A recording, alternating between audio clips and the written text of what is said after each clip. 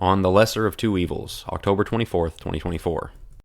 Ahead of the 2024 election, pollster George Barna shared that 32 million self-identified Christians who regularly attend church wouldn't vote at all.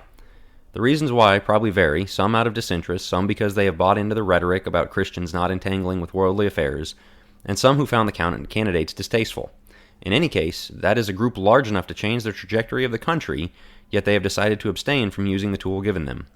Some will run ahead and ask, is it a sin not to vote? Or its cousin question, can we scripturally bind a command to vote? As always, I despise such questions because they are an attempt to shut off our brains. Everything is a binary yes or no rather than a mature discernment of good, better, and best.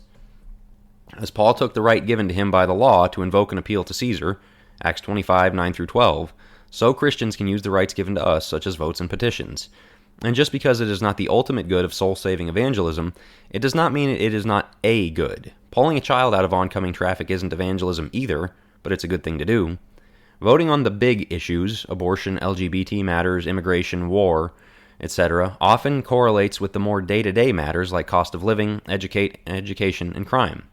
To pretend these things aren't any different from administration to administration, or municipality to municipality, is to deny reality. But what if you feel like our options are so poor that you aren't sure you want to get involved? The reality of the matter is, especially when it comes to presidential elections, our options are rarely going to be upstanding people who uphold all of our values. Can we then support a lesser of two evils option? The trolley problem. What we have here is a trolley problem, a thought experiment in which someone has to choose between letting the trolley roll down the left side and kill 5 people tied to the tracks, or flip a switch to reroute the trolley to the right, which will kill a different person.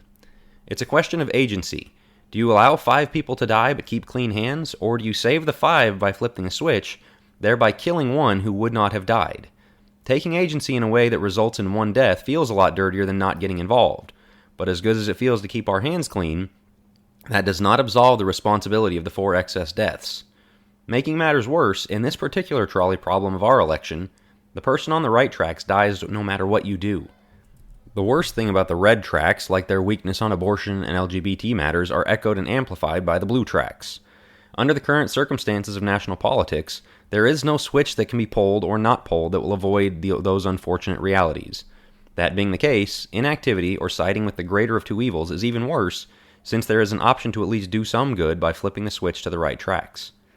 What about the worst case scenario? Does the logic hold up? What if the options were, say, Hitler and Stalin? Would we still choose the lesser of two evils? It's a fair thought experiment because it takes the lesser of two evils thinking out to its extreme. Assuming you actually had a say, why wouldn't you do your research and figure out which of two abhorrent options would be less bad, even if only mildly so? Then, having made that choice, your role would change from choosing them to opposing any evil they tried to enact. We do not live in a world in which our options are ribeye or lobster, nor do we live in a world in which, when presented with rotten fish or burnt kale, we can say, "I'll take a ribeye, please." In the real world, less than ideal choices have to be made every day. And whether we make this particular choice or not, we're still getting a plate of food placed in front of us. Seeing as the burnt kale, as distasteful as it may be, makes it more likely that we'll live to fight another day, choose that one. This does not mean we love the choice, but that we're doing the best we can with the options available to us. The cost of clean hands. To cite Dr. Barna once again, his survey also found that simply encouraging people to vote in order to fulfill their biblical responsibility would not only be seen as doing their job while helping the community, but an estimated 5 million regular churchgoers would be likely to vote as a result of that simple exhortation. It is impossible to calculate the many downstream effects of 5 million churchgoers being persuaded to participate, but it would almost certainly be enough to swing major elections. It might be the difference between a packed Supreme Court reestablishing Roe or a rightward-moving Supreme Court someday overturning Obergefell. It could be the difference between wars in Ukraine and Gaza ending or continuing, with impacts on future conflicts as well. It could be the difference between gas and groceries being affordable or being so budget-straining that churches, missionaries, and ministry organizations are shut down due to lack of funds. That's what's at stake every time one of these guys gets up and obliviously reassures their congregation that no matter what happens, Jesus is still on his throne, thereby encouraging their faction of the pivotal 5 million voters to stay home and not care. Politics are about tough decisions and difficult trade-offs, but when somebody feels warm and fuzzy about keeping their hands clean by staying above those difficult trade-offs, point them to the blood on the tracks spilled by the trolley they could have stopped but wouldn't. Thanks for listening. Join the email list at jackwilkie.co to get all the latest, and subscribe to the Church Reset podcast feed on whatever podcast app you use, or even YouTube, to get audio editions of all the articles and videos delivered straight to your phone. To become a supporting listener, again go to jackwilkie.co, where you can become a monthly or annual supporter.